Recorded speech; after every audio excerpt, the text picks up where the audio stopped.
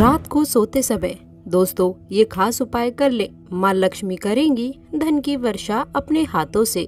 आपकी आने वाली 7 पीढ़ी करेंगी पैसों पर राज। नमस्कार दोस्तों, जय माँ लक्ष्मी। आप सभी का स्वागत है हमारे YouTube चैनल में एक बार फिर से। दोस्तों, कई बार क्या होता है कि व्यक्ति कई प्रकार की परेशानियों से घिरा रहता है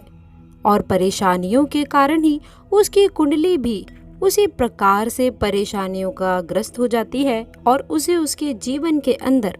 उसकी कुंडली के अंदर किसी भी प्रकार का कोई भी फायदा देखने को कभी नहीं मिलता है। तो दोस्तों, आज हम आपको बताने वाले हैं कि रात को सोते समय यदि आप अपने तकिए के नीचे यह खास चीजें रखकर सोते हैं तो दोस्तों आप देखेंगे कि रातों रात आपकी कुंडली किस प्रकार से चमत्कार करती है और दोस्तों कोई भी कैसी भी विकराल समस्याएं हो, पीड़ा हो, वह आपकी समाप्त हो जाती है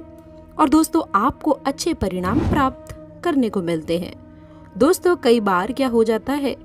कि हमारे द्वारा सोचने की क्षमताएं हमारे जीवन के अंदर आगमन का और धन नहीं आगमन का संकेत भी उत्पन्न कर देती हैं।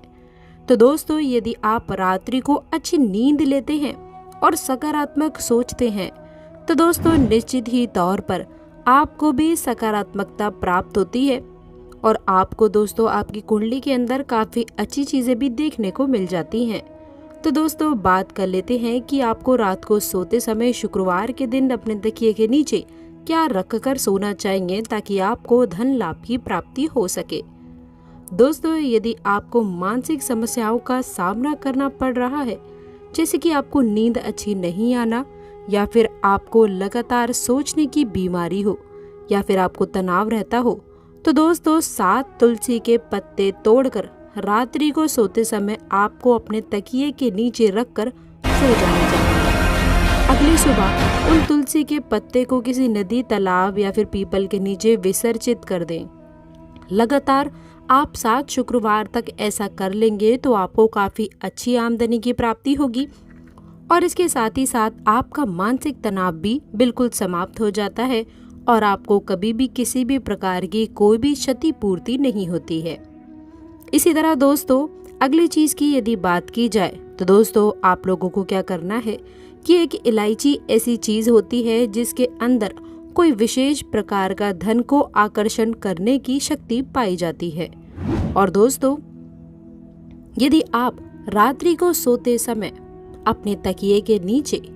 यदि आपको क्या करना चाहिए कि आपको धन की यदि कमी हो, इसका सामना करना पड़ता हो, धन आपकी कुंडली के अंदर लाख प्रयत्न करने के बाद में भी आपको प्राप्त नहीं होता है, तो आपको क्या करना है कि इलायची के 7 दाने ले लेने हैं। इसे अपने परिवार के सारे सदस्य के माथे से 7 बार उतार ले और उतारने के पश्चात आप लोगों को इन इलायची के दानों को दोस्तों आपको मात्र अपने तकिए के नीचे रखकर सो जाना चाहिए। दोस्तों अगले दिन सुबह उठिए और उठने के बाद में आप अपने घर के मुख्य द्वार पर गोबर के कंडों की सहायता से इलायची के दानों को आप लोगों को जला देना चाहिए। रात को दोस्तों जब आप सोते हैं और सोते समय यदि आपके आसपास जो भी नकारात्मकता हो या फिर जो भी नकारात्मकता उत्पन्न होती है, इसके माध्यम से दोस्तों वह सभी समाप्त हो जाती हैं और आपको इसका काफ़ी अच्छे से अच्छा परिणाम भी देखने को मिलता है। आपकी सारी तमाम बाधाएं, मुश्किलें दूर हो जाती हैं और देखते ही देखते आपको आपकी कुंडली के अंदर बड़े चमत्कार देखने को मिल जाते हैं। इसी तरह से दोस्तों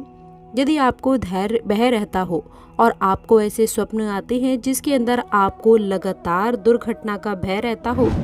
या फिर आपकी कुंडली के अंदर ऐसा कोई भी योग देखने को मिलता है कि दुर्घटना आपके जीवन में बार बार हो रही है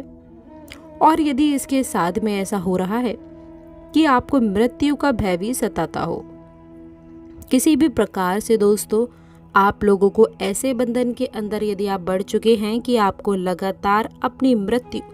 या फिर लगातार जान जाने का खतरा है, तो दोस्तों आपको रोजाना एक काम करना चाहिए कि रात को सोते समय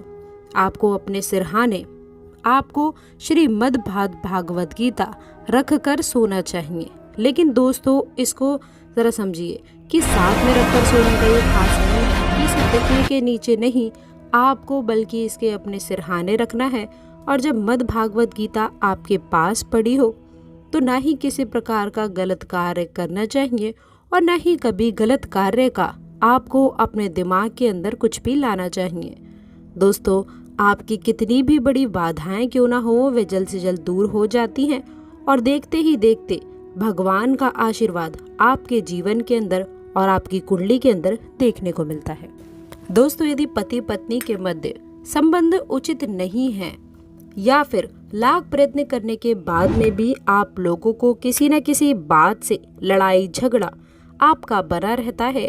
और लड़ाई झगड़ा दूर होने का नाम ही नहीं लेता है, तब दोस्तों आपको एक विशेष उपाय करना चाहिए। आप क्या करें कि एक पोटली ले लीजिए, पीले रंग का कपड़ा मिल जाए तो ये बेहद ही अच्छी बात है, अन्यथा लाल रंग का कपड़ा ले लें। उसके अंदर दोस्तों साबुत हल्दी की गांठ डाल दीजिए और फिर आपको एक मुट्ठी उसमें चावल डाल देना है और उसके बाद में 11 रुपए उस पुटली के अंदर आपको बांध देना चाहिए। और दोस्तों, इसके बाद में चाहे पति हो या फिर पत्नी हो, ये उपाय दोनों के लिए कारगर है। आपको क्या करना है कि आपको अपने माथे से या फिर ये संयुक्त रूप से जोड़े के ऊपर 7 बार इस पोटली को आपको उचारना है और उचारते समय ओम नमो भगवते वासुदेवाय नमः, ओम नमो भगवते वासुदेवाय नमः, इस मंत्र का 11 बार जाप करना है। उसके बाद आपके वैवाहिक जीवन में और पति पत्नी के मध्य अच्छे समाधान के मौके मिलेंगे और उसके बाद में दोस्तों आप लोगों को सुकून की प्राप्ति होगी व धन वैभव और लक्ष्मी की भी किसी भी प्रकार की जो भी समस्याएं हैं वे सब आपकी दूर हो जाएंगी। दोस्तों, इसके पश्चात उस पोटली को आपको पति या फिर पत्नी दोनों में से किसी भी एक के सिरहाने आपको रखकर सो जाना चाहिए। दोस्तों, इसके बाद में आप अच्छी नींद ले लें। सुबह दोस्तों जब भी आप उठें तो आप लोगों को स्नान आदि करने के बाद उस पोटली को दोस्तों आपको अपने आसपास कोई भी साधु हो, भिखारी हो या फिर कोई भी गरीब व्यक्ति जो इस पोटली को सहज स्वीकार कर ले, आप बस मात्र 11 रुपए के साथ में इस पोटली को दे दीजिए। अब दोस्तों आपका वैवाहिक जीवन इस प्रकार से जो आपके जीवन के अंदर तनाव था वह भी दूर हो जाता है और आपको कभी भी किसी भी प्रकार का दोष नहीं लगता है। दोस्तों, इसके साथ ही आपको बताएं कि यदि आपका व्यापार अच्छा नहीं चल पा रहा है, किसी भी प्रकार की दिक्कतें हैं, समस्याएं हैं या किसी प्रकार की बीमारी का आप सामना कर रहे हैं,